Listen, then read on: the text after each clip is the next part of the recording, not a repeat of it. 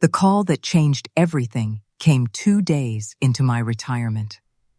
"I'm dropping the kids off," my daughter-in-law, Brooke, announced. "You don't do anything anymore, so you can watch them while I travel." I managed a tight smile and ended the call, the receiver cool against my trembling hand. In that quiet moment, I made the most important decision of my 67 years. I would teach her a lesson she would never forget. But let me start from the beginning, because when she returned to find her children hiding behind me, the deafening silence was the climax of a story that had been brewing for a long time. My name is Helen Miller. For 35 years, I taught at Lincoln Elementary in Columbus, Ohio. I'd handled every difficult child and complicated parent imaginable, but nothing prepared me for Brooke. That afternoon, I was sinking into my armchair, savoring my second day of freedom. After working since I was 22, at 67, my time was finally my own. My coffee table was a mess of travel brochures: Yellowstone, the Grand Canyon, a road trip down the Pacific Coast Highway. These were dreams I'd packed away for decades while raising my son Michael, alone after his father was killed in a pileup, and then sacrificing to see him through college. The phone shattered the peace at 4:00 p.m. Brooke's name flashed on the screen, and my stomach tightened. I hesitated, knowing a call from her only meant she wanted something. "Helen," she started, skipping the hello. "I've got this incredible opportunity in Miami. It's a multi-level marketing conference that's going to change our lives." Another one of her pyramid schemes, I thought. A black hole she'd pour money into and get nothing back. "The kids can't miss 2 weeks of school," she barreled on, "so I'll just leave them with you." The air left my lungs. "I'm sorry?" My voice was a whisper. "Oh, don't play." "Deaf!" she snapped. "I said I'm leaving Aiden, Chloe, and Leo with you. After all, you don't do anything anymore. You can watch them while I travel. It's perfect. Now that you're retired, you've got all the time in the world." "I don't do anything anymore." The words echoed in my head as my blood began to boil. This woman, who had never worked an honest day, who latched onto my son like a parasite, was telling me I did nothing. "Brooke, I have plans," I managed. "Plans?" She let out a sharp, grating laugh. What plans could a retired old woman possibly have? Knitting? Watching soap operas? Please, Helen, don't be ridiculous. I'll drop them off tomorrow at 7, and for God's sake, don't feed them junk food like last time. The last time I saw my grandchildren was 6 months ago, on Christmas, for a measly 2 hours before she whisked them away to their other grandparents' house, the rich ones. "I'm not watching them for you, Brooke," I said, my voice steadier than I felt. "What do you mean you're not? You're their grandmother. It's your obligation. Besides, Michael is fine with it." Michael? My son knew nothing about this. I was sure of it. He worked 14-hour shifts at the plant just to keep up with her endless whims. "If you ever want to see your grandchildren again, you'd better cooperate," she threatened, her voice turning cold, "because I'm the one who decides if they have a grandmother or not." And right then, something inside me snapped into place. Something woke up. If you knew me, you'd know Mrs. Miller has never stayed silent in the face of injustice. This woman had just declared war. "All right, Brooke," I said, my voice sweet as poison. "Bring them over tomorrow."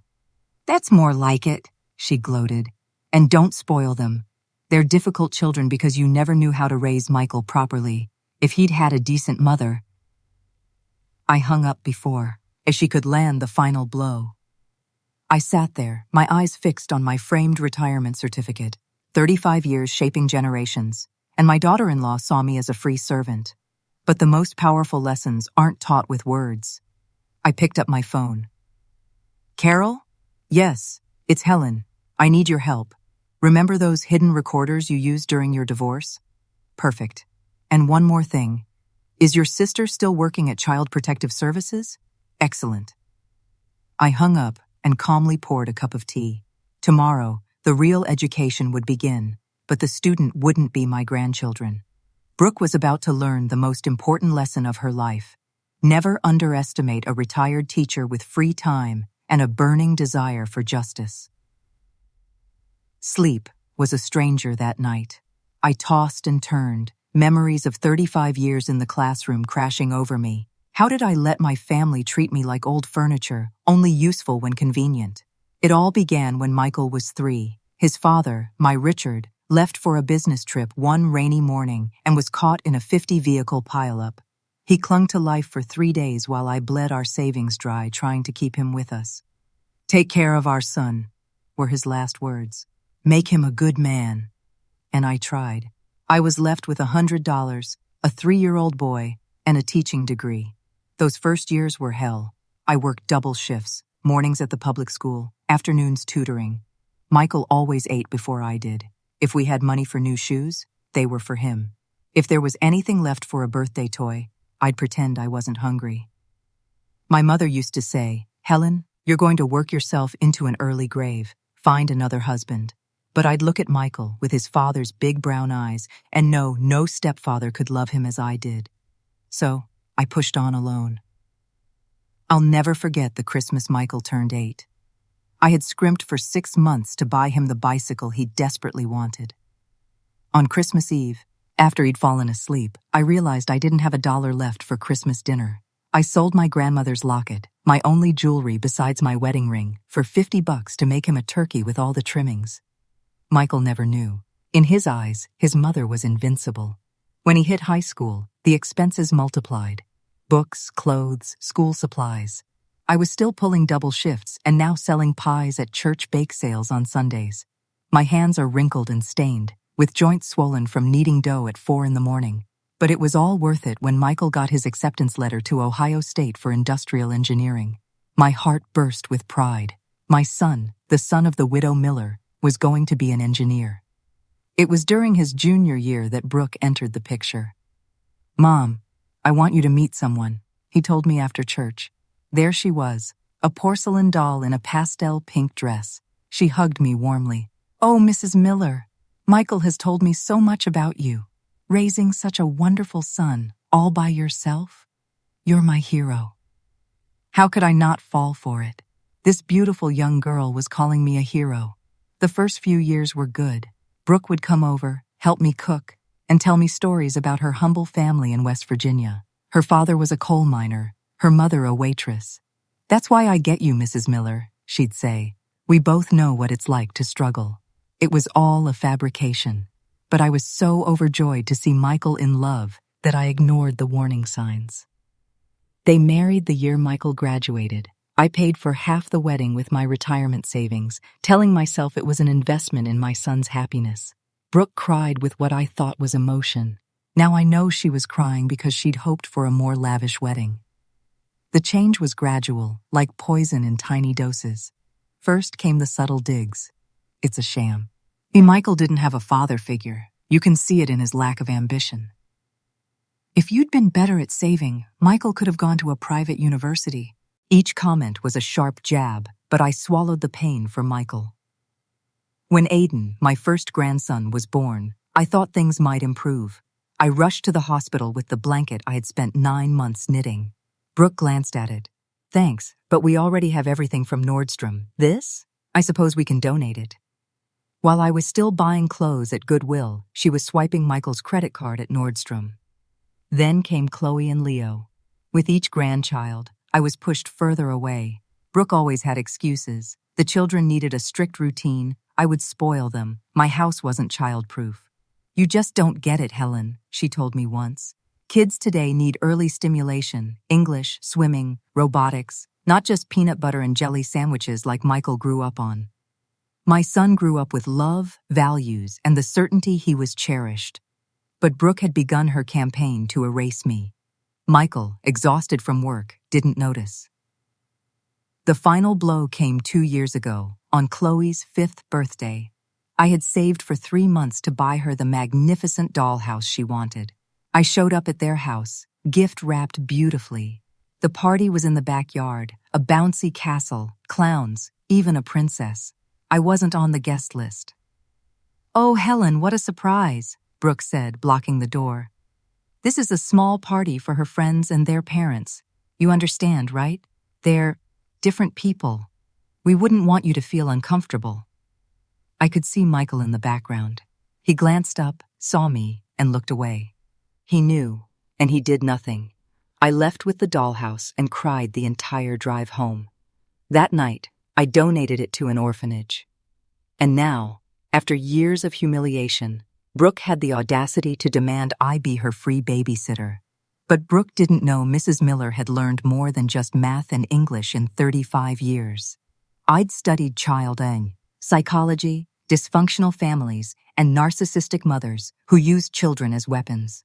Most importantly, I had learned to wait for the perfect moment to strike. I glanced at the clock. 3 a.m. In 4 hours, Brooke would be at my door with 3 children who barely knew me, taught to see me as the poor, boring grandmother. A slow smile spread across my face. I knew how to turn a child's perspective around. These 3 were about to find out who their grandmother, Helen, really was. The doorbell rang at 7 a.m. sharp. I opened the door to find 3 sullen children dwarfed by suitcases.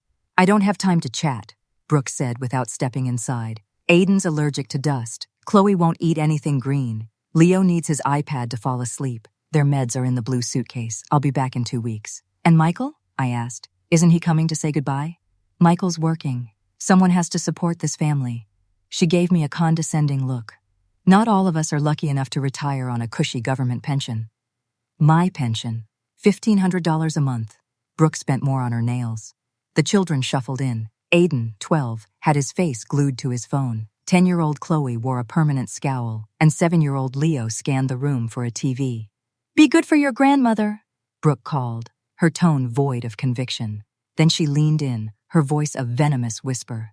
"And don't you dare fill their heads with your ideas. Remember, I decide if they ever see you again." She was gone without a hug or a kiss, just the click-clack of her heels and the roar of her new SUV. I stood there with 3 children staring at me like I was the enemy. I remembered all the ways Brooke built this wall.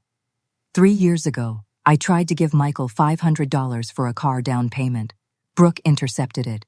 "Better if we use this for the kids' tuition," she'd chirped. I never saw a receipt.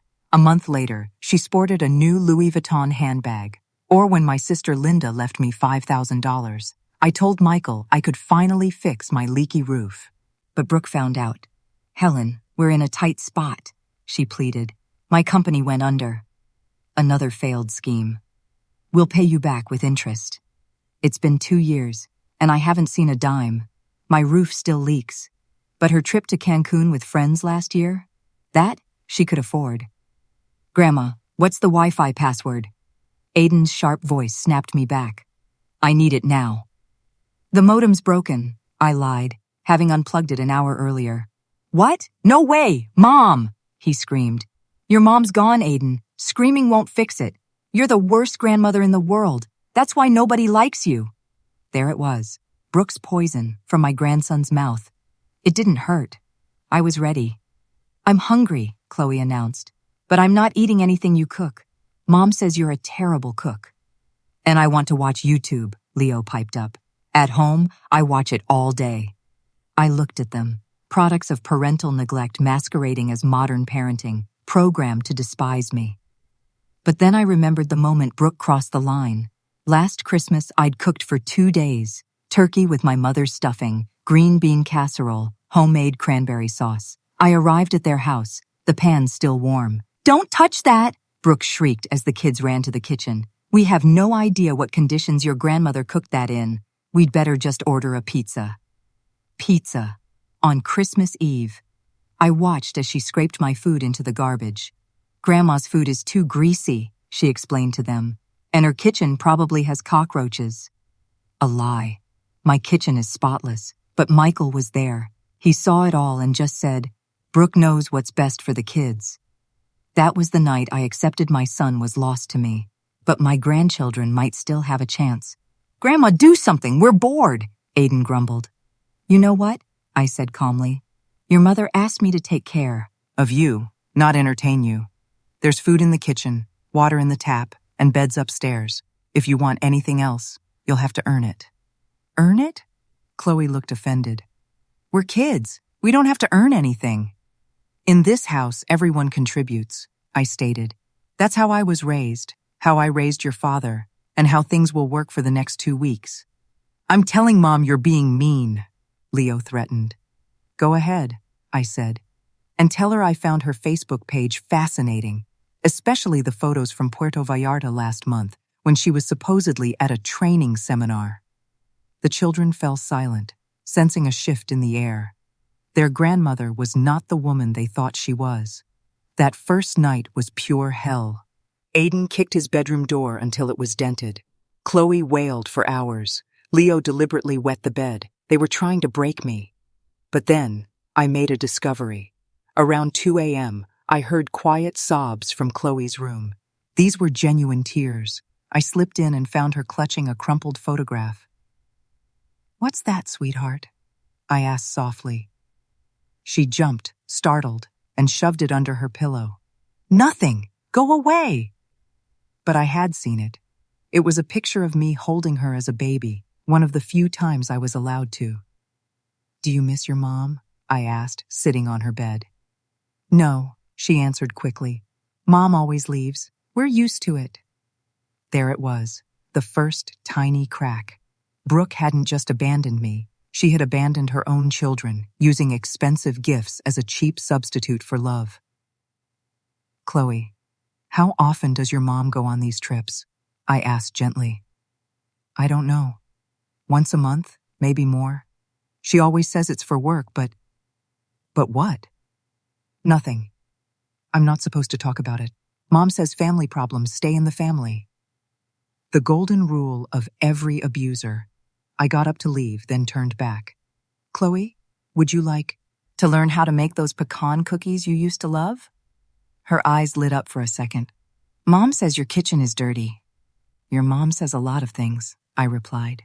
"Why don't you see for yourself tomorrow?" I closed the door. The first seed was planted. What I didn't know was that Aiden's phone held text messages that would expose Brooke's darkest secret, the real reason she went to Miami. I wasn't just fighting to save my grandchildren. I was fighting to save my family from a woman more dangerous than I had ever imagined. Day 2 dawned with a new purpose. At 6 a.m., my friend Carol slipped a shoebox into my hands. "Here's everything," she whispered. 3 button-sized recorders, a camera disguised as a smoke detector, and this. She handed me an envelope. "The credit reports. Your daughter-in-law is $30,000 in debt, all in Michael's name." My heart sank. My poor son. "And your sister from Child Protective Services?" I asked. "She's coming tomorrow at 3, a routine visit. But Helen, you're going to need hard evidence." Evidence was exactly what I intended to get. When the children woke up, a feast was waiting. Pancakes shaped like animals, fruit cut into stars, and rich chocolate milk. Aiden was the first one down. He stopped, stunned by the table. "What's this?" "Breakfast," I said. He sat, suspicious, and took a bite. I saw a fleeting smile before he masked it. "It's okay," he grumbled. "I've had better." Chloe and Leo followed. Leo dove into the pancakes. "They're delicious, Grandma." "Shut up, you idiot," Chloe hissed. "We're not supposed to..." She trailed off. "Not supposed to what, Chloe?" I asked. "Nothing." After breakfast, I laid down the new house rules. If you want Wi-Fi, television, or any privileges, you earn them. Aiden, you're on dish duty. Chloe, you make the beds. Leo, you pick up the toys. "That's child labor," Aiden shouted. "No, sweetie. Child labor is what your mother is up to," I said, showing them a screenshot from Brooke's Facebook page. "Here's your mom in Miami on a beach with a man who is not your father." The kids huddled around the screen. Brooke was in a bikini, laughing and hugging a man. The hashtag read, #HadNewLife, #finally free. "That's Uncle Dominic," Leo said innocently. "Mom's friend who comes over when Dad's at work." Aiden slapped a hand over his brother's mouth, but it was too late. "Uncle Dominic?" I asked casually. "How often does he visit?" "We're not supposed to talk about that," Aiden said, panicked. "Mom said if we ever told anyone, Dad would get really sad and might die of sadness." The level of manipulation was worse than I imagined. "Kids, your dad is not going to die. That's not how adults work. But I need you to be honest with me." "Why?" Chloe challenged. "Because I love you," I said softly. "And when you love someone, you protect them. Right now, all 3 of you need protecting." It was Leo who broke first. Grandma, why does Mom say you're mean if you make such yummy pancakes? I don't know, sweetheart. What else does she say? She says you're poor and embarrassing, that your house smells bad, and you're just a bitter old woman who ruined Dad's life. Each word was a dagger, but I held my ground. I discreetly switched on the recorder under the table. And what do you think? I asked. Your house smells like cinnamon and coffee, Chloe admitted. It smells like home. That afternoon, while the kids did their chores, I dove into Aiden's phone. He saved everything to the cloud. I gained access to his Google account, and what I found made my blood run cold. There were WhatsApp conversations between Brooke and Dominic. They weren't just lovers. They were plotting something worse. I have almost everything ready, Brooke wrote. Michael signed the papers without reading them. The house is already in my name. And the brats? Dominic replied. I'll leave them with the old hag. Once he gives me the divorce, Oh, cares. Michael works so much he'll never get custody. But we need more money. The old woman's house has to be worth $200K. When she kicks the bucket, Michael inherits, and as his wife, half is mine. We'll figure out how to get all of it. Brooke had taken out 3 credit cards in Michael's name. She'd sold his car and told him it was stolen. The work trips were secret rendezvous with Dominic. I took pictures of everything. My friend Carol was right. I needed to document it all. That night at dinner, I tested the waters. So what would you like to do tomorrow? Go home, Aiden answered. To which home? I asked gently. Your dad's house or Uncle Dominic's house? Chloe's fork clattered against her plate. I don't know what you're talking about. Chloe, honey, I know this is hard. Does Uncle Dominic live with you? No, well, sometimes when Dad travels for work, he stays over. In the guest room, Leo added nervously. No, Grandma. He sleeps in Mom and Dad's room and he won't let us go in there, and they make weird noises. Aiden shot up from the table. Shut up, Leo. Mom said not to say anything. And what else did your mom tell you not to say? I pressed. That's when Chloe broke down. Tears streamed down her face. That Dad is boring and Uncle Dominic is more fun. That soon we're going to have a new house with a pool and we won't be poor like Dad anymore. That we won't end up like you, Grandma, in a sad, ugly old house. I pulled her into a hug. For the first time in years, my granddaughter let me hold her and she cried. Grandma? Aiden whispered, his voice free of hostility for the first time. Does Dad know? No, honey. Your dad doesn't know a thing. Are you going to tell him? I'm going to do something much better, I said. I'm going to make sure you 3 are safe. Your dad is okay, and your mom gets exactly what she deserves. That night, after the kids were in bed, I called Michael. Hi, Mom. How are the kids? Brooke told me you offered to watch them. Offered. They're fine, son. Could you come by tomorrow after work? There's something about the house I need to talk to you about. Is it urgent? Brooke asked me not to bother you. It's about a leak in the roof. It could affect the structure. It wasn't a complete lie. There was a leak, but not in the roof. Okay, Mom. I'll be there around 7. I hung up and stared at the calendar. 12 days until Brooke returned. 12 days to dismantle 10 years of lies. But now, I had something I didn't have before. 3 children finally starting to see the truth. Tomorrow, CPS would arrive. Michael would see the proof. Brooke's house of cards was about to come tumbling down. The 3rd day started with a literal explosion. At 5 a.m., Leo found my 4th of July fireworks and lit one in the house. Grandma, the house is on fire! Chloe screamed. I grabbed the fire extinguisher and ran. The firework had scorched a curtain and filled the house with acrid smoke. Leo was in the middle of it, laughing. It's fun, like on YouTube. Fun? You could have burned the house down. So what? It's an ugly house. Mom said when you die, she's going to sell it and buy us a better one. There it was again. Brooke's venom from my 7-year-old grandson. This time, it fueled me. You know what, Leo? You're right. It is an old house. And you know why? Because in this house, I raised your father by myself after your grandfather died. In this house, I sewed patches on his clothes until 3 in the morning to pay for his education. In this ugly kitchen, I prepared 1,000 lunches so your dad would never go hungry." The boy's laughter died. "And if your mother thinks she's getting her hands on this house, she's sorely mistaken. Yesterday, I changed my will. I'm leaving every brick to a foundation for orphaned children. Children who would appreciate a roof over their heads." "You can't do that," shouted Aiden, who had run downstairs. "That house is our inheritance." "Inheritance?" I scoffed. "You, who never visit me, who treat me like a servant, you want an inheritance? You think it's your right?" I played the recording from last night's dinner. Their own voices filled the smoke-filled room. "Dad is boring. Uncle Dominic is more fun." The three of them stood frozen. "You recorded us?" Chloe whispered. "I recorded everything, sweetheart, every word. Because when your mother gets back and tries to twist this, I'm going to have proof." That's when Aiden lost it. "You're a meddling old hag. That's why Dad never visits you. That's why Mom hates you.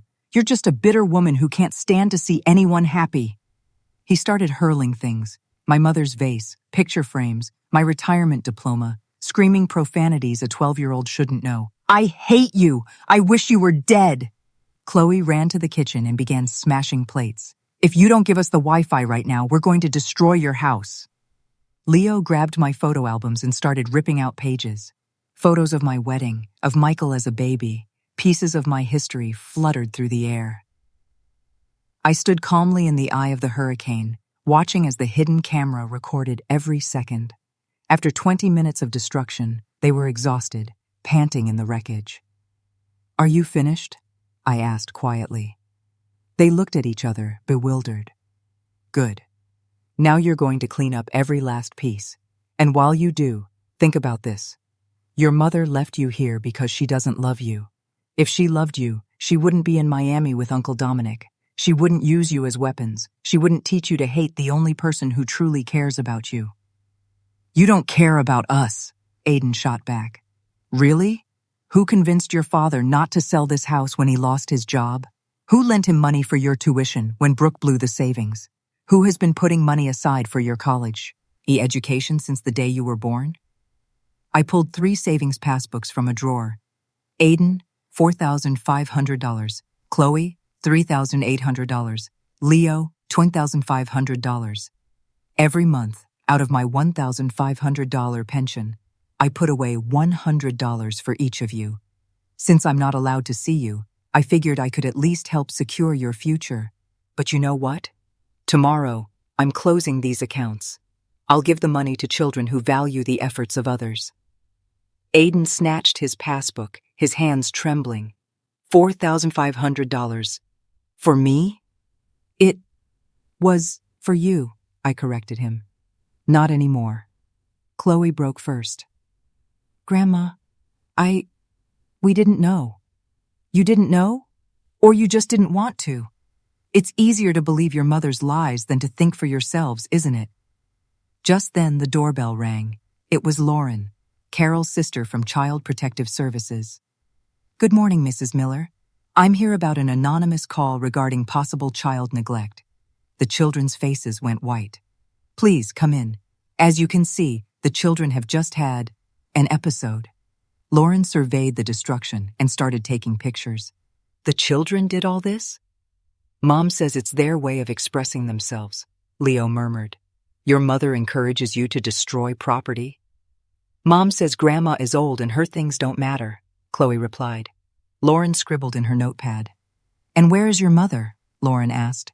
In Miami, on a work trip, Aiden recited. Work, I said, showing Lauren Brooks' Facebook page. A new photo had been posted. Her and Dominic toasting with champagne on a yacht. Hashtag work hard, play hard. As you can see, she's working very hard. Lauren looked through the photos, the printed conversations, the bank statements. Her expression grew grim. Children, I need to speak with each of you separately. While Lauren interviewed them, I picked up the torn photos. Seeing them destroyed didn't hurt anymore. I wasn't losing my past, and I was reclaiming my future. An hour later, Lauren emerged. Mrs. Miller, these children are suffering from severe emotional neglect. The psychological manipulation is palpable. The oldest is borderline depressive, the girl has chronic anxiety, and the little one is just acting out what he sees. What can I do? I asked. For now, document everything. When the father arrives, I need to speak with him. And when the mother returns, well, I'll be opening a formal investigation. After Lauren left, I found the 3 children huddled on the stairs. They no longer looked like tyrants. They looked like what they were, scared, abandoned kids. Are they going to take us away? Leo asked, trembling. I sat down with them. No, sweetie. No one is separating you from your father. But things are going to change. And change hurts at first. But sometimes it's necessary. Grandma, Aiden said, unable to meet my eyes. About Uncle Dominic. Dad really will die of sadness if he finds out. No, honey, I assured him. Your father is stronger than you think, and he deserves the truth. We all do. That afternoon, as they cleaned up their mess without complaint, I overheard Chloe whisper to Aiden, "What if Grandma is right? What if Mom doesn't love us?" "Shut up," Aiden shot back, but his voice lacked conviction. "Mom has to love us. She's our mom." But I could tell he was starting to doubt it. That night, Leo came to me with a torn photograph he had painstakingly taped back together. It was a picture of his father on his college graduation day. "I'm sorry, Grandma. I tried to fix it." I wrapped my arms around him, and my youngest grandson hugged me back. "We can fix a lot of things, Leo," I whispered. "But first, we have to admit they're broken." And in a few hours, when Michael arrived, the real rebuilding was about to begin. Michael got there at 7:15, straight from the plant, grease-stained and exhausted. For a moment, I saw the 8-year-old boy who cried because kids made fun of his patched-up shoes. "Hi, Mo. May. Where are the kids?" "In the dining room doing homework. Michael, sit down. We need to talk." "Is it about the leak?" "It's not the leak in the roof, son. It's the leak in your marriage." He froze. "What are you talking about?" I slid a folder across the table, screenshots of Brooke's conversations, statements for the credit cards she'd opened in his name, and photos from her work trip. Michael's hands shook as he picked up the papers. The color drained from his face. "This has to be a mistake. Brooke is at a sales conference." "Michael, honey, Brooke is in Miami with her lover. The children know. They've known for months." "The children?" His voice cracked. "They call him Uncle Dominic. The one who takes care of them when you travel, the one who sleeps in your bed, the one they had to keep secret because their mother threatened you would die of sadness." I watched my son shatter. He didn't cry or scream. He just sagged in his chair. "I'm an idiot," he whispered. "No, son. You're a man who trusted the wrong person. Now you have to be strong for your children." "Dad?" Aiden was in the doorway. He'd heard everything. Michael looked up and truly saw his son for the first time in years. "Aiden. Son.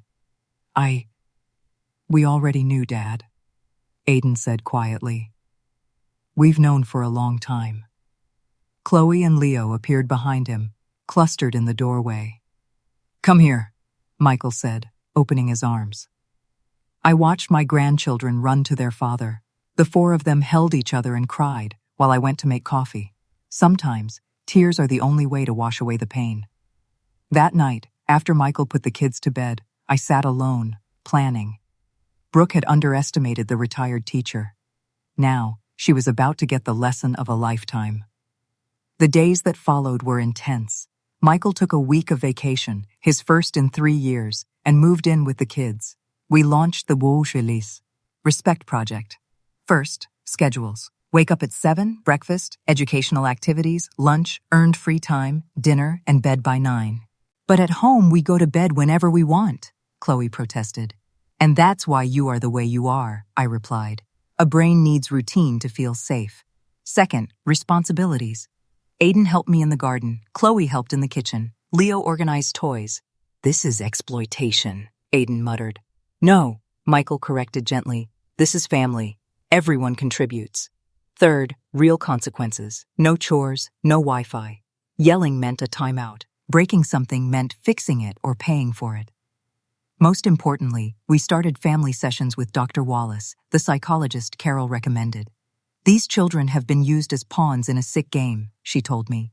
Their mother conditioned them to reject any authority but her own, yet she's almost always absent. It's a classic case of parental alienation and severe emotional neglect. Can it be fixed? I asked. With time, patience, and love? Yes. Little by little, we saw it work. On the 5th day, Chloe asked me to teach her how to make my pecan cookies. As we kneaded the dough, she started to talk. Grandma, why does Mom hate you so much? She doesn't hate me, sweetie. She's afraid of me. Afraid? Why?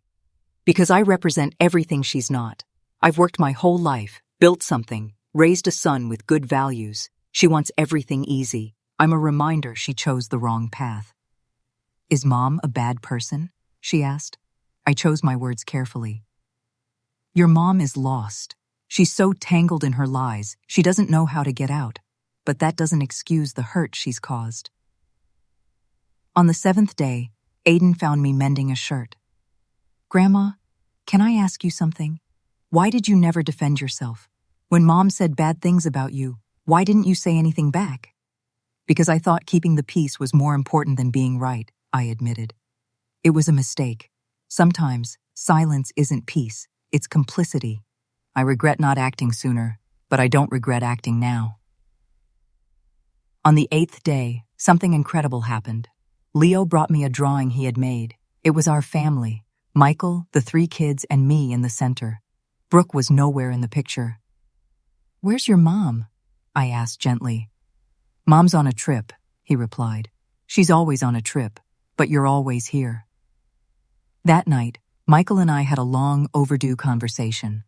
Mom, I am so sorry. I failed you as a son. No, Michael, I failed you as a mother. I should have taught you to spot the warning signs. How did I not see it? He asked. Because love makes us blind. Manipulators make us doubt our reality. What am I going to do when she gets back? That, I said, is what we're preparing for. I have a plan. I did. With Carol's help, I'd consulted a lawyer specializing in parental alienation.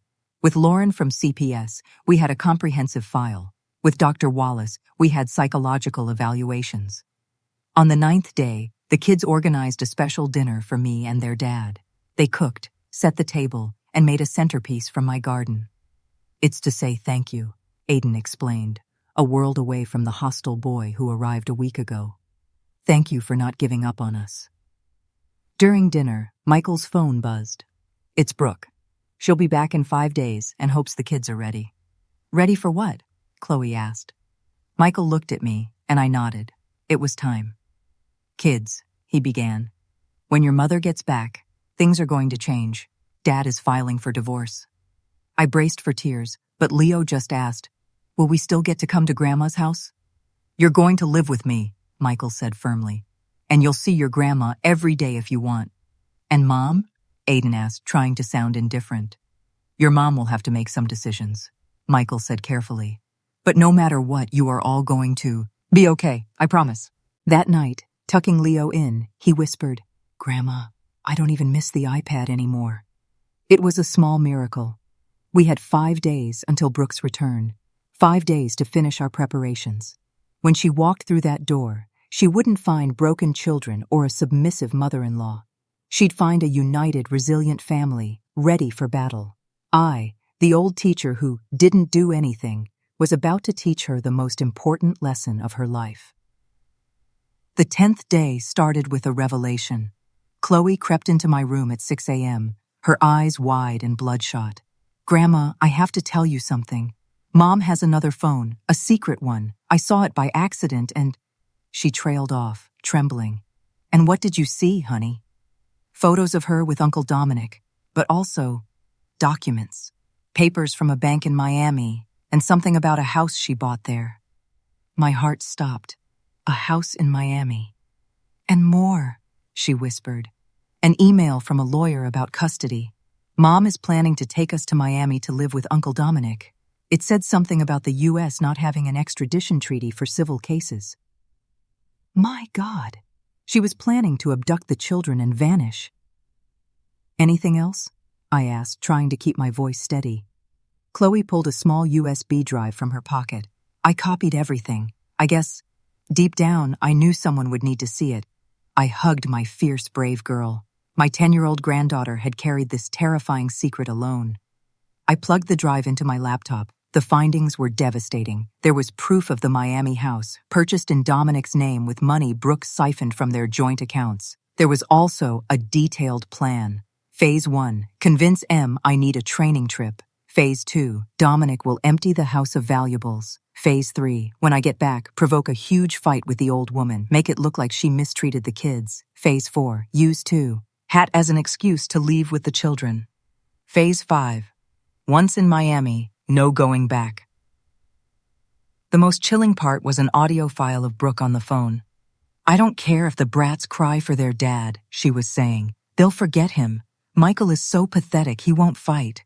If he does, I have edited videos that make it look like he hits Aiden. Technology works miracles. Chloe started to sob. Was Mom really going to say Dad hit us?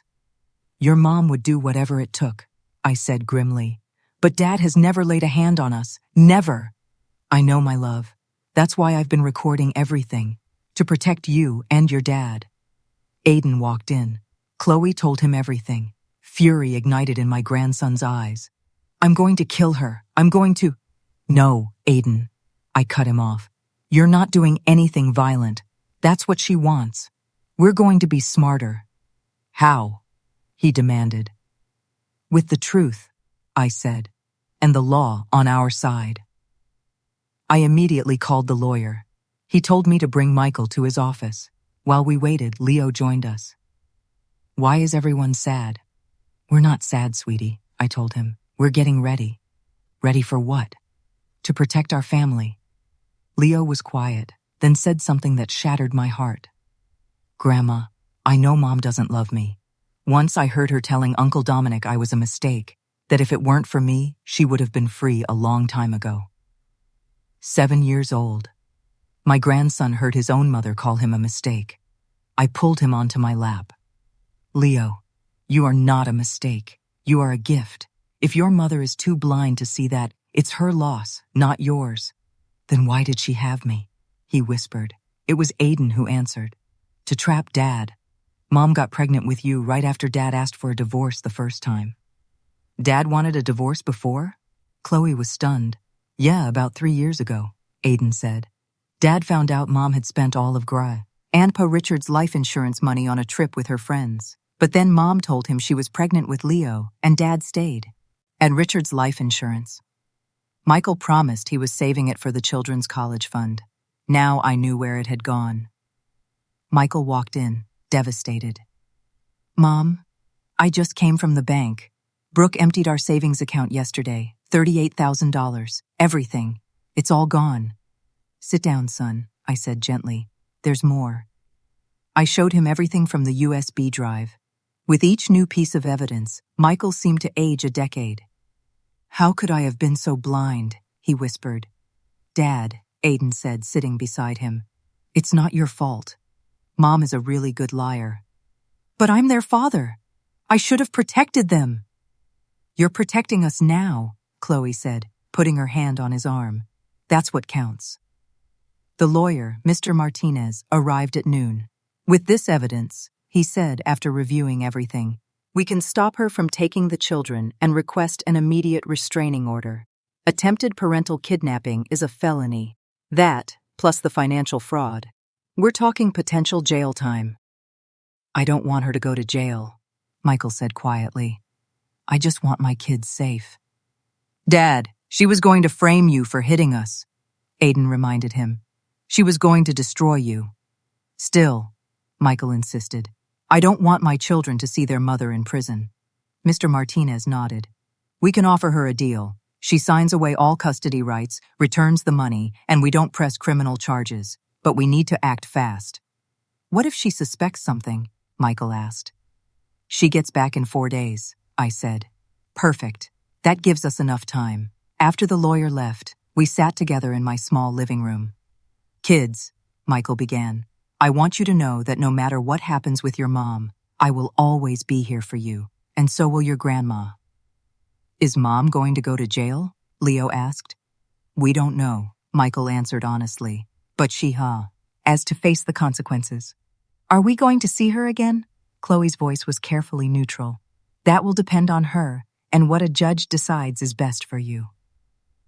That night, as we ate chili, Aiden said, Grandma, thank you for not giving up on us, even when we weren't fighting for ourselves. I will always fight for you, I said. Always. You know, Chloe added, these have been the best days of my life. For the first time, I feel like I'm part of a real family. Me too, Leo chirped. And Grandma's food isn't horrible. It's the best. We all laughed, but later, Michael and I had a serious conversation. Mom, I'm scared. What if Brooke gets violent? That's why we have a plan, I assured him. The day she gets here, the children will be at Carol's house. The police will be alerted, and the lawyer will be here. She won't get a minute alone with them. What if they miss her later? What if they hate me for this? They'll miss the mother they deserved but never had, not the one they got, I told him. With therapy and love, they will heal. We will all heal. I looked over at my grandchildren curled up on the sofa. In just 10 days, the transformation was breathtaking. They were no longer broken, angry tyrants. They were children who needed love and boundaries. We had 3 days until Brooke's return. 3 days to build a legal fortress around these kids. An army had risen back home, built on love, truth, and justice, and we were ready for war. The last 3 days before Brooke's return were the most intense and beautiful of my life, a precious time to build the foundation our family should have had. The 11th day was gray and rainy. I found Aiden in the living room, looking through a salvaged photo album. That's Dad, he said, pointing to a photo of Michael at his age. Yes, he had just won the state math competition. Look at the pride on his face. He looks like me, Aiden said quietly.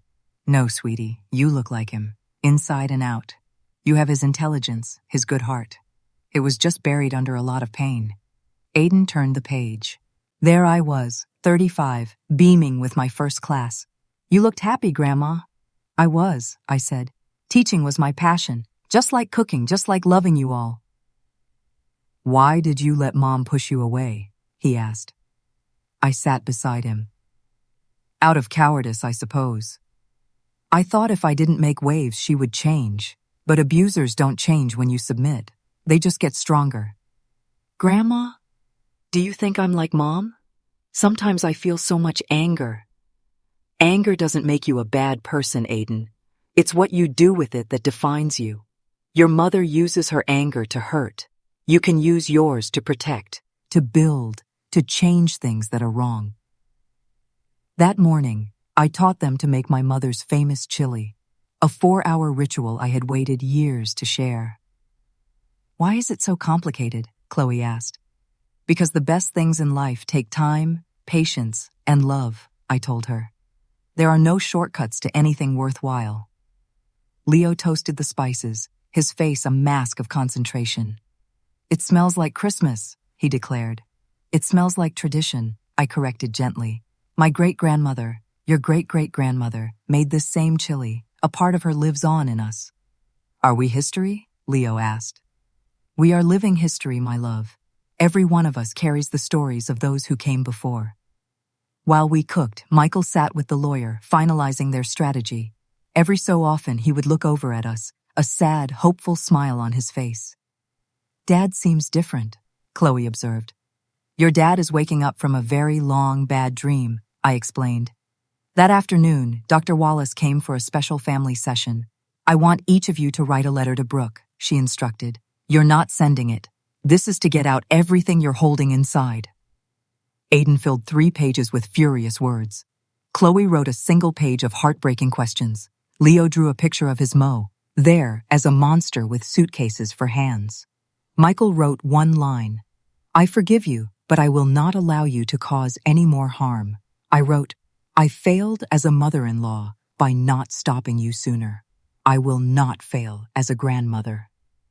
Now, Dr. Wallace said, I want you to burn them. Let the pain go. In the backyard, under a soft rain, we burned the letters.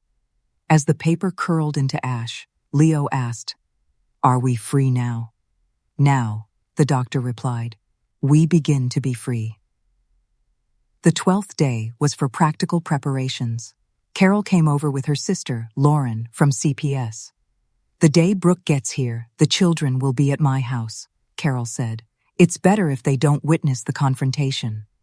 But I want to see her face when she realizes we know, Aiden protested. No, sweetie, I intervened. Revenge is not the goal. Protection is. Lauren reviewed our file. With this, we can request emergency custody for Michael immediately. Brooke won't get near the children without court supervision. What if she brings that Dominic guy? Michael asked anxiously. We'll have a patrol car on the corner, Lauren assured him. Any sign of violence, and they'll intervene. That night, I found Michael in the garden. What are you thinking about? About Dad. Do you think he'd be disappointed in me? Your father would be so proud you're finally doing the right thing. It took you a while, but you got here. Mom, how did you do it? Raise me all by yourself? I didn't find the strength, I told him. I built it, day by day, decision by decision, just like you're building it now. On the 13th day, we had a real family day at the park where I used to take Michael. The children ran and played. For the first time, I saw them just being kids. Grandma, look! Leo yelled from the top of a tree. I can see the whole city. Be careful, I started to shout, but Michael stopped me. Let him, Mom. He needs to feel brave. Chloe and I sat on a bench. Grandma, she asked, when Mom comes back, is all of this going to end? No, sweetie. This is the beginning. What's going to end is the fear and the lies. What if Mom cries? Whenever she cries, Dad forgives her. Not this time, I said. This time, your dad has something stronger than her tears. What's that? The truth, I said. And all of you to protect. Aiden brought cotton candy for everyone. I spent my whole allowance, but it was worth it, he beamed. He was learning that giving brings more joy than receiving. As we headed home, I overheard them talking. Do you remember when Mom used to bring us here? Leo asked. Mom never brought us here, Aiden replied. Mom never took us anywhere that wasn't a mall. But Grandma did, Chloe said softly. In 13 days, Grandma has given us more than Mom has in our whole lives. Over dinner, Michael made an announcement. Tomorrow will be hard. But no matter what, we are a family. And real families protect each other. Is Mom not family? Leo asked. Mom is your biological mother, Michael said carefully. But family is who shows up when things get tough. Family is who loves you no matter what. Then Grandma is more family than Mom, Leo concluded. That night, as I tucked them in, each gave me a gift.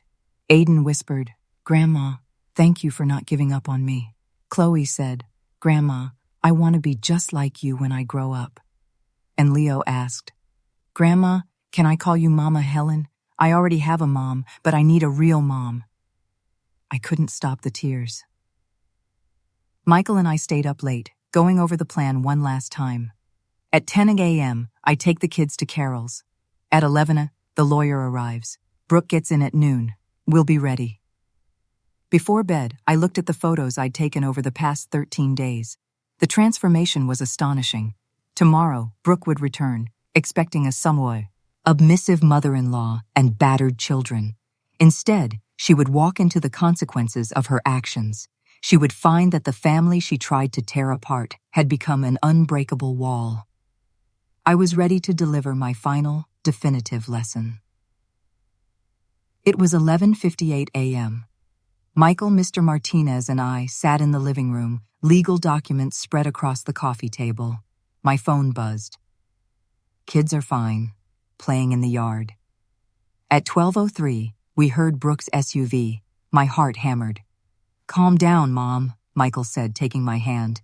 She has no power over us anymore. The door swung open. Brooke strode in, deeply tanned, wearing a new dress and dragging a Louis Vuitton suitcase. Ugh, it's so hot, she complained. Michael, what are you doing here? Where are the kids? I hope you haven't spoiled them, Helen. It's hard enough for me to... She stopped, finally noticing the lawyer. Who is this? Brooke, Michael said, his voice firm. We need to talk. Talk about what? I'm exhausted. The kids and I are going home. The kids aren't here, I said calmly. And they're not going anywhere with you. Her face changed. Excuse me? Michael, what is this? Mr. Martinez cleared his throat. Mrs. Miller, I'm Robert Martinez. I'm representing your husband in the divorce and emergency custody proceedings he has initiated against you. Divorce? She laughed. Michael, honey, what has your mother filled your head with now? You know she's old and confused. No, Brooke. Michael held up his phone and played the audio file. Her own voice filled the room. The brats just get in my way. Michael is such an idiot he won't even notice. The color drained from her face. That's edited. It's illegal to record someone. It's also illegal, the lawyer interjected, to open credit cards in your husband's name. $30,000 in debt, to be exact. I don't know what you're talking about. Me. Cale calmly placed the bank statements on the table. 3 cards, Brooke, all documented. We also have proof of the house in Miami, I added. The one you bought with Dominic using money you stole.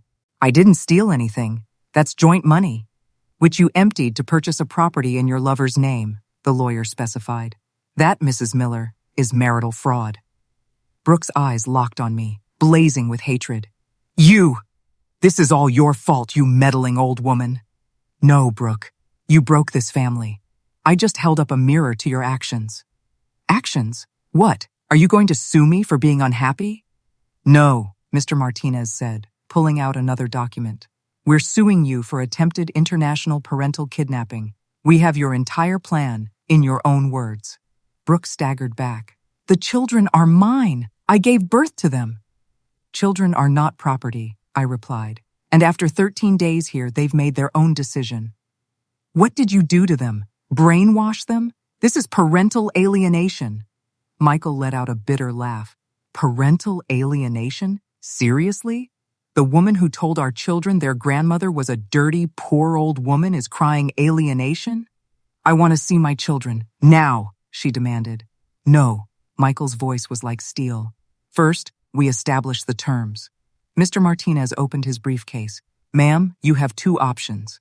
1, you agree to the divorce, sign away all custody, return the stolen funds, and walk away quietly. We won't press criminal charges. And the second option? She sneered. We see you in court. With our evidence, you won't just lose the children. You'll face charges for fraud, kidnapping, and psychological abuse. 3 to 5 years in prison. Brooke sank onto the sofa. The mask was gone. The woman underneath was pathetic. You can't do this to me. I have rights.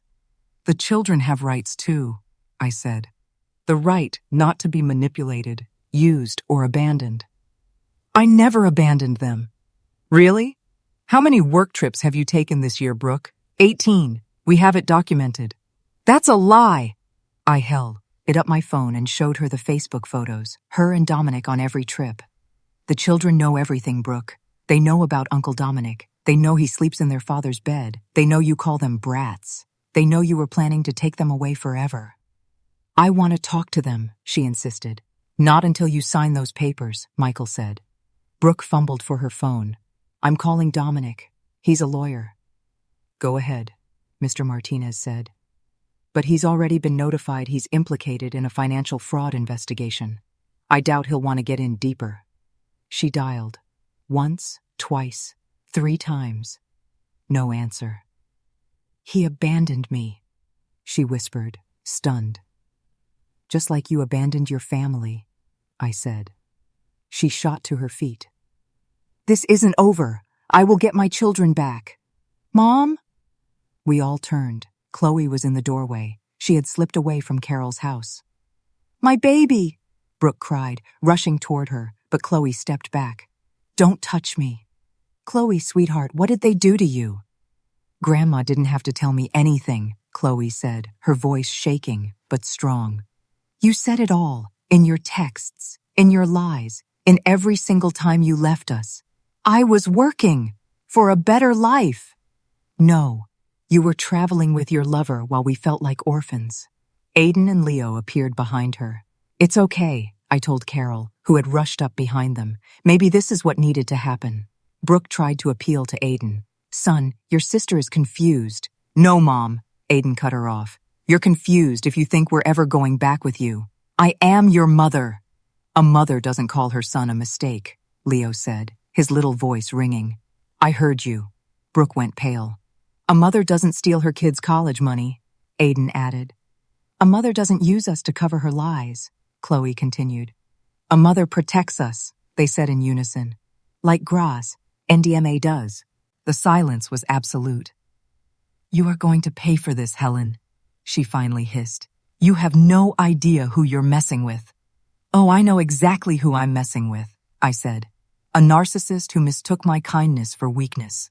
The game is over, Brooke. Sign the papers and go. And if I don't? Michael stood up. Then we'll see you in court. And believe me, you'll lose everything. Brooke looked at her children one last time. Narcissists don't cry for others, only for themselves. She snatched the pen, signed the papers with a furious flourish, and slammed them on the table. I hope you're happy. You've just robbed these children of their mother. No, Leo replied with a wisdom beyond his years. We just gained a family. Brooke stormed out. The roar of her SUV faded, taking 10 years of toxicity with it. The children rushed to their father, and the four of them held each other, crying and laughing, while I made tea. Is she gone for good? Chloe asked. I don't know, Michael answered honestly. But if she comes back, it will be on our terms. And if she doesn't come back? Leo's voice trembled. I sat on the floor with them. If she doesn't come back, we will be okay. You don't have to beg for love, my darlings. Love is given freely, or it isn't love at all. Aiden looked at me. Grandma, are you okay? I'm better than okay, my boy, I said, my heart lighter than it had been in a decade. For the first time in 10 years, this family is free. That night, as we ate chili, Michael raised his glass. To Mom, he said, to the woman who saved us all. To Grandma, the children cheered. But I raised my glass to something else. To the truth, I said, because in the end, the truth always wins. As I looked at my real family gathered around my humble kitchen table, I knew every ounce of pain had been worth it. The teacher had taught her final, most important lesson. Eson, it is never too late to fight for the people you love.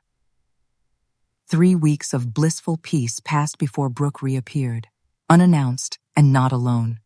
I was in the garden with the kids when we heard shouting. I demand to see my children. I have a court order. Michael was at work. Kids, go inside. Now. They obeyed, their worried faces peering from the window. At the gate stood Brooke, Dominic, and a woman with a clipboard. Mrs. Miller? The woman said. I'm from social services. We've received a report of child abuse and neglect against you. Brooke's counterattack. Perfect, I replied calmly. Please, come in. Brooke smirked. I also reported that my husband is a violent alcoholic, and you cover for him. Dominic added. We have witnesses. Witnesses? I laughed. How much did you pay them? The social worker, Patricia, looked uneasy. Ma'am, I need to speak with the children alone. Of course, I said. But first, could I show you something? I played the video of the day the children destroyed my living room. The footage clearly showed me remaining calm. This is what Brooke calls abuse. Patricia watched, her eyes wide. The children did that? Ask them, I said. And ask them why. That proves nothing, Brooke shrieked. This old woman has them terrified. Just then, Michael's car pulled up with Mr. Martinez and Lauren from CPS. Patricia, Lauren greeted her colleague. What are you doing here? We received a report. Yes, we were notified. This family has been under my direct supervision for 3 weeks. I have a complete file. Lauren produced a thick folder. Psychological evaluations, therapy reports, documented evidence of emotional neglect by the mother, and a police report on the attempted international kidnapping. That's false, Brooke screeched. We also have this, Michael said, holding up his phone. It was a new recording from Domi. Nick. It doesn't matter if it's true, Brooke's voice snarled from the phone. I just need CPS to believe me long enough to get the brats back. Once they're in my possession, Michael will give me anything. Dominic went pale. You told me you didn't know I was recording. You imbecile! Brooke screamed, slapping him. Patricia was speechless. Mrs. Miller, filing a false report is a crime. I want to talk to my children, Brooke demanded. Talk to them, I said. From right here. Kids, you can come out. They walked out and stopped 10 feet from their mother. Tell this woman the truth, Brooke commanded. Tell her how your grandmother abuses you. Grandma taught us how to cook, Leo said. Grandma listens to us, Chloe added. Grandma loves us, Aiden finished. You just use us. She's brainwashed you. Parental alienation. Lauren stepped forward. Mrs. Miller, in my 20 years, I've never seen such a clear case of projection. You are accusing others of the exact things you are doing. I have something else, I said. I came back with a box. These are all the cards and drawings the children made for me over the years, the ones you threw in the trash. I used to fish them out of the garbage. Patricia thumbed through the contents, reading from a letter Chloe wrote 2 years ago. For my grandma that I can't see. I miss you, but Mom says you're busy. There's also this, Michael said. The report from my private investigator. Brooke has active profiles on 3 different dating apps. Dominic exploded. What? You told me I was the only one. Shut up, you idiot. Brooke was cornered. Patricia closed her clipboard. I've seen enough. There is 0 evidence of abuse by Mrs. Helen Miller or Mr. Miller, but overwhelming evidence of manipulation and filing a false report by Mrs. Brooke Miller. Furthermore, Lauren added, I will be recommending the mother's visitation rights be fully supervised. You can't do this. Yes, we can, said Mr. Martinez, and you're being sued for fraud. The banks have been notified. Brooke looked at me with intense hatred. This is all your fault. No, Brooke, I said softly. I just brought what you did in the dark into the light. Dominic finally spoke. I'm out of here. Brooke, you lose. I'm not going down with you. You can't leave me. You promised we'd be together. You promised you were rich. It had all been a lie. Dominic walked away, leaving Brooke alone. For the first time, I saw her for what she was, a hollow woman who had gambled everything on lies and lost. You have 5 minutes to leave, Michael said flatly, or I'm calling the police. Brooke walked toward the children. Someday, you'll understand what you did to me, and you will regret it. No, Aiden replied maturely. Someday, maybe you will understand what you did to us, and I hope you regret it. Brooke left. This time, she didn't slam the door. She just walked away, defeated, empty, and alone. That night at dinner, Chloe asked, Do you think Mom will ever change? I don't know, sweetie, Michael answered, but that's not our problem anymore. Do you hate her? Leo asked. I thought for a moment. No, I don't hate her. I pity her. Imagine going through life unable to truly love, without knowing real happiness. That is her prison, one she built for herself. 6 months later, on a sunny Saturday, my house was filled with laughter from my grandchildren and 6 other neighborhood kids. My living room was now a small art workshop. The story got out, and instead of gossip, I was met with support. Local moms asked if I'd give private lessons. Now, Helen's Art House was a reality. I charged a modest fee, but the real payment was seeing those happy faces. Mom. Michael walked in with coffee and cookies. He had transformed. The defeated man was gone, replaced by someone who smiled easily. How's class? Perfect, I said, like everything else. The divorce was finalized 3 months prior. And Brooke didn't fight. The banks had sued her and she was forced into bankruptcy. The last we heard, she was working as an in-home caregiver in another state. The irony is delicious, Aiden had commented. Now she has to take care of old people. Don't make fun, I had gently scolded him. Honest work is dignified. Maybe it will help her find herself. The children had blossomed. Aiden was on the honor roll. Chloe joined the volleyball team, and Leo discovered a talent for music on my old piano. Grandma, Leo said during a break, can I ask you something? Of course. Do you ever miss the mom she was before? Before what? Before she turned bad. I sat with him in the garden. Leo, your mom didn't turn bad. She always had that darkness inside. Some people choose to water the wrong seeds. She chose greed, lies, and selfishness. And what seeds do we have? He asked. You, I said. have the seeds of love, honesty, and bravery. Every day you spend here, with your dad and me, those seeds grow stronger. That afternoon, my family stayed for our traditional Saturday dinner. Michael, who had discovered a passion for cooking, was in charge. The kids set the table, and I watched, my heart full. "I have news," Michael announced. "I got a promotion, production manager. With the raise, I can pay off all of Brooke's debts within a year." "Dad, that's amazing," Chloe shouted. "And there's more," he continued. "Mom, what if we expand your school? We could build a proper classroom for you in the backyard." "Michael, that's not necessary." "Yes, it is," he insisted. "You saved my life, Mom, mine and my children's." Aiden stood up. "I have something to say.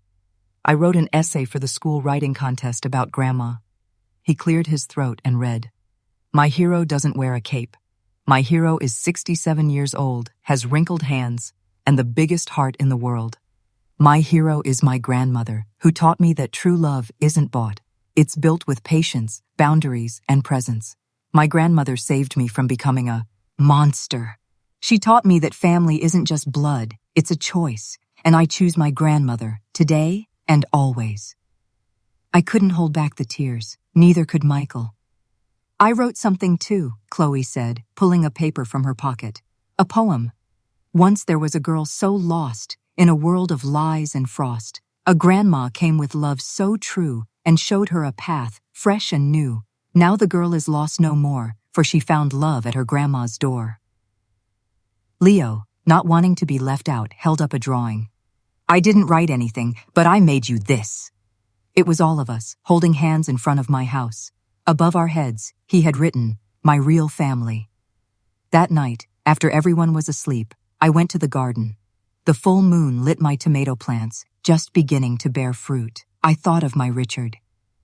"I did it, my love.